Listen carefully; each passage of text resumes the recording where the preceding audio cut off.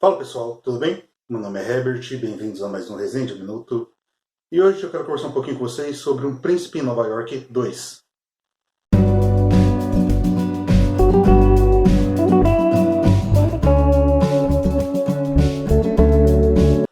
Bom, como eu disse na introdução, hoje eu vou falar sobre Um Príncipe em Nova York 2, continuação do clássico de 1998, cujo qual eu já fiz um vídeo aqui no canal, se eu não me engano faz 1 ou 2 semanas no máximo, então caso vocês não conheçam o original, deem uma olhada nesse vídeo.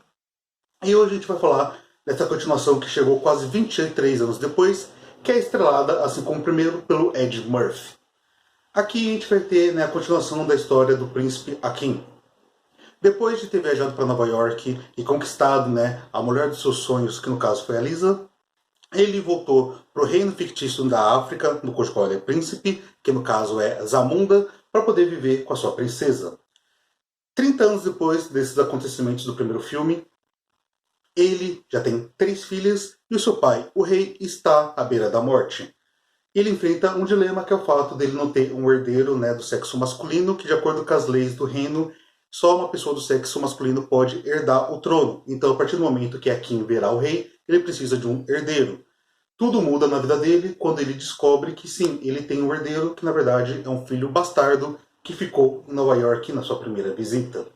Esse é o plot do filme. Então o Akin vai voltar para Nova York para buscar o seu filho bastardo e trazer ele para o seu reino para poder ensinar ele como ser um príncipe, porque assim como lá no primeiro filme, aqui a gente tem uma espécie de casamento arranjado que o Akin está tentando conciliar com o general Easy, com a filha dele no caso, para poder selar a paz entre o reino de Zamunda, que é o reino do Akin, e também o território comandado pelo general Easy, para que não haja uma guerra entre esses dois locais. Sobre a história em si, é basicamente isso, e a partir desse plot que a gente vai realmente acompanhar todo esse desenvolvimento. E agora eu quero comentar um pouquinho com vocês se essa história realmente funciona ou não, se essa continuação é digna. Porém, antes disso eu quero fazer um pedido para vocês. Caso você esteja assistindo esse vídeo e ainda não é inscrito ou inscrito no canal, por favor, se inscrevam aqui. Todo mundo que estiver vendo também deixa o like, porque com essas 2 ações vocês fazem o canal crescer na plataforma. Além disso, aqui na descrição tem minhas redes sociais, me sigam lá pra gente trocar uma ideia, e também o link para meus livros, que eu vou falar mais um pouquinho deles lá no final, beleza? Então assiste até o final. Voltando aqui para falar sobre Um Príncipe em Nova York 2. Sim, essa continuação foi uma grata surpresa. O filme, em determinado momento, até faz uma brincadeira exatamente com o cinema norte-americano, falando que ele vive atualmente de filmes de super-herói e de continuações que ninguém pediu. E verdade seja dita, por mais que a gente tenha ótimos filmes que vêm desse aspecto do super-herói e também de continuações, existem sim muitas continuações que ninguém pediu. E para falar a verdade, Um Príncipe em Nova York 2 não era um filme que necessitava necessariamente de uma continuação. Porém, não dá para dizer que aqui foi um erro ter feito ela. Na verdade, eu acho que o filme conseguiu acertar bastante. E por que eu digo isso? O filme, ele consegue que ao mesmo tempo que ele oxigena essa série, que agora é uma série já que tem 2 filmes, ele também consegue fazer muitas homenagens e remeter de diversas formas ao clássico. Desde pegar piadas que já foram feitas e trazer elas para um tom mais moderno, ou não necessariamente piadas, mas contextos, como por exemplo a barbearia, onde o Akin vai no primeiro filme, aqui a gente vê novamente, com os mesmos velhinhos que cortam o cabelo lá, falando das mesmas coisas. Se lá em 1998 eles estavam falando de Muhammad Ali, aqui agora eles estão falando de UFC. Enfim, aí a gente tem tudo isso que dá aquele... que aquece o coração do fã, o famoso fanservice. É muito legal ver tudo isso novamente.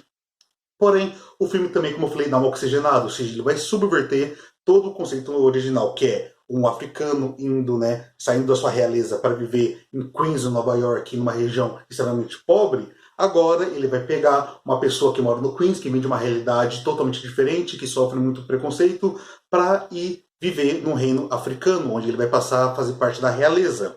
Então aqui a gente tem, digamos assim, uma inversão dos papéis que nos é apresentado, o que é bom, porque a gente vê os 2 lados da moeda, e também porque a gente passa muito mais tempo ali no reino de Zamunda, já que no primeiro filme a gente passa muito pouco tempo naquela região. O filme, como o próprio nome diz, se passa em Nova York.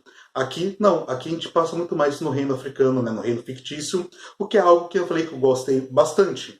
Porque a partir desse momento que a gente está introduzido nesse local, o filme aproveita, como assim no primeiro, para pegar o humor, um humor bem ácido, pegar, né, digamos assim, de forma muito bem construída, ele vai ir contra o politicamente correto, mas não para ofender. Quando eu digo que ele vai contra o politicamente correto, é no sentido de que ele vai pegar os estereótipos inclusive racistas, preconceituosos, e vai tornar aquilo engraçado, mas fazendo crítica social. Ele vai tocar na ferida, assim como o primeiro filme fez há quase 30 anos atrás, aqui consegue novamente. Então, como eu falei, o filme ele tem a essência de um Príncipe de Nova York. Se ele tivesse feito uma continuação perdendo essa essência, não faria sentido. Então, nessa levada, foi um ótimo acerto desse filme. Além dos acréscimos que são bons. Eu não diria que o Ed Murphy repete a atuação do primeiro, porque afinal ele estava no auge naquela época, mas eu diria que é um bom retorno, um ator que estava bastante esquecido, né, nos últimos tempos. É um cara muito inteligente, é um cara que em questão de humor marcou época ali nos anos 90, os anos 80. Então eu acho que é muito legal ver ele retornando, eu acho que ele está bem assim no filme. Novamente, não é aquele Ed Murphy de antigamente, mas falar que ele está mal também seria algo errado, algo que não seria justo com ele. Ele está bem, você reconhece o Ed Murphy ali, e principalmente você reconhece o personagem do Joaquim. Os outros personagens também são bons, inclusive o Lavalle, que é o filho dele, né? É um personagem bem interessante, como eu falei, tem a essência do pai, ao mesmo tempo que subverte um pouco. Além do acréscimo muito bom que é esse personagem do General Easy, já que ele traz todo esse aspecto, né, estereotipado, fazendo essas piadas, mas é um cara extremamente interessante, é um cara que traz, né, uma camada mais pro filme. E no caso ele também é interpretado por um ator maravilhoso que é o Wesley Snipes. Então, tipo, a gente tem todo, digamos assim, esse filme, esse universo ficando cada vez mais rico. E é claro que o filme também ele consegue trabalhar melhor os personagens, construir eles em mais camadas. O Joaquim, que era um jovem sonhador, antigamente, agora se tornou muito parecido com o pai, se tornando um cara que não quer quebrar as tradições do reino, se tornando um cara que acaba não olhando para sua própria família da forma que deveria, acaba colocando as tradições do reino na frente da felicidade dos próprios filhos. Então, ver a transformação desse personagem, vendo que ele se tornou muito mais próximo do pai, ver como ele vai ter que se redescobrir, digamos assim, se reconstruir novamente aqui, também faz parte desse aprofundamento do personagem. Aqui, novamente, é um acerto bem grande. O que, inclusive, me lembrou até mesmo um filme que muitas vezes eu vejo as pessoas falando um pouco, mas que eu particularmente gosto muito, que é o Rei Leão 2. Acontece algo semelhante. O Simba do Rei Leão 2 é muito mais parecido com o pai do que com o jovem Simba que se rebelou no Rei Leão 1. Mas, enfim, só para fazer uma analogia para vocês conseguirem entender. Se tem algo que eu posso dizer que não é nem que me incomodou, mas que eu gostaria de ter visto mais, seria ter visto um pouco mais da filha, né, da filha mais velha do Joaquim.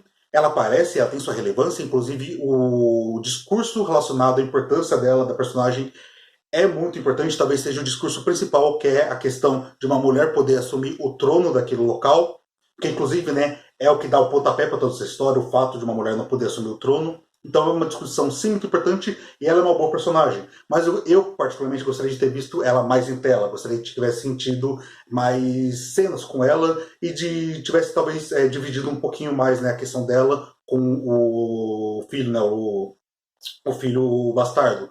Mas, enfim, isso é opinião pessoal, não é algo ruim. Ela tem sua importância sim. O discurso, principalmente, que é o mais importante, está ali, muito bem escancarado, e o filme sabe lidar muito bem com isso. Claro, fazendo piadas, fazendo o humor, mas fazendo principalmente a crítica. Enfim, Um Príncipe em Nova York 2, assim como tantas outras sequências que ninguém pediu, poderia ter dado muito errado. Porém, infelizmente, não é o caso. Se você gostou de Um Príncipe em Nova York, lá antigamente, e estava com saudade do Ed Murphy, vá assistir Um Príncipe em Nova York 2 sem medo algum, porque aqui você vai encontrar uma obra que faz jus ao clássico de 98. Bom, pessoal, acho que era isso que eu gostaria de comentar com vocês hoje. Espero que vocês tenham gostado. Se gostaram, por favor, se inscreva no canal, deixa o like, comenta e compartilha se puder, porque, como eu falei, isso me ajuda demais. Reiterando que aqui embaixo na descrição tem o meu Instagram e também o meu Telegram. E além disso, como eu falei lá no meio do vídeo, também tem meus livros, que para quem não sabe eu sou escritor. No caso, eu escrevi Suno uma Fuga, que é uma fantasia distópica publicada pela editora Pendragon. E também Cada Segundo é Valioso, que é um suspense policial publicado de forma independente na Amazon. Se vocês puderem conferir, vou ficar muito grato. Inclusive, se vocês lerem, comprarem, etc., me mandem uma mensagem, falem o que vocês estão achando, porque isso me deixa bastante feliz e me ajuda a evoluir como escritor. É isso, vejo vocês no próximo vídeo. Fiquem bem, até a próxima e tchau, tchau.